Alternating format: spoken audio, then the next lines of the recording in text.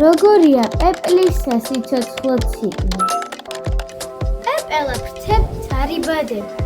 ყველაფერი იწყება პატარა კვერცხით, რომელსაც დედა პეპელა ფოთლის უკანა მხარეს დებს.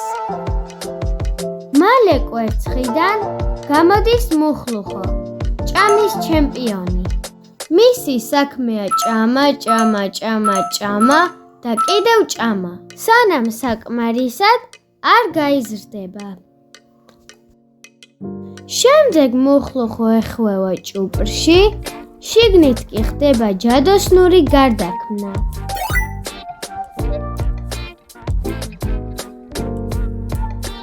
დრო გადის და ჭუპრიდან გამოდის სრულიად ახალი არსება, ულამაზესი ფრთიანი პეპელა.